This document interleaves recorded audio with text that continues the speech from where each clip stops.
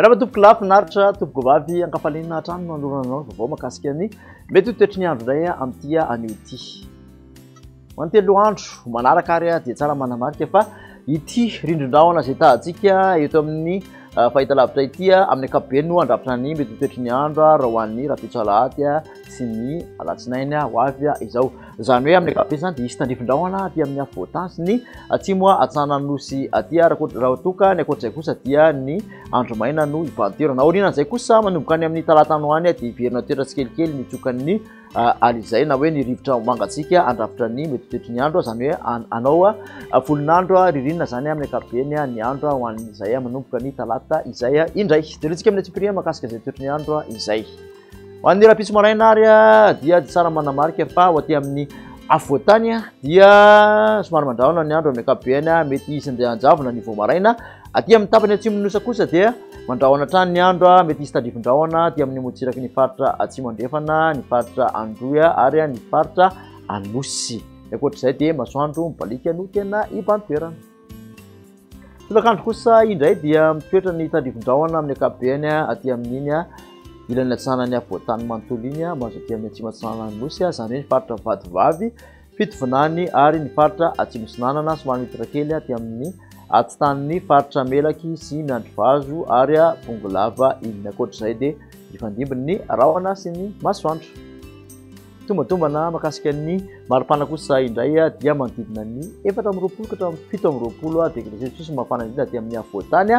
Manodidina ny 420 ka hatramin'ny 230 kosa ny motsiraka Antsananosy somary mangatsiatsika aty amin'ny taolaniaro aty.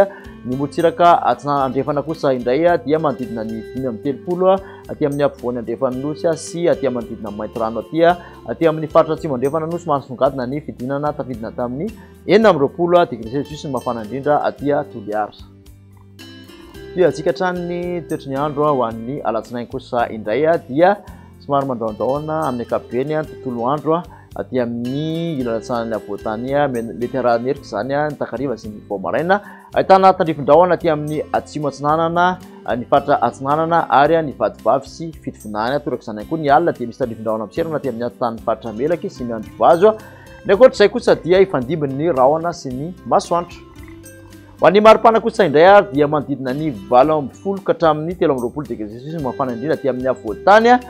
Somary misy fidinana misongadina motsiraka Atsinanana kosa dia 420 ka hatramin'ny 720 degré Celsius mafana indrindra.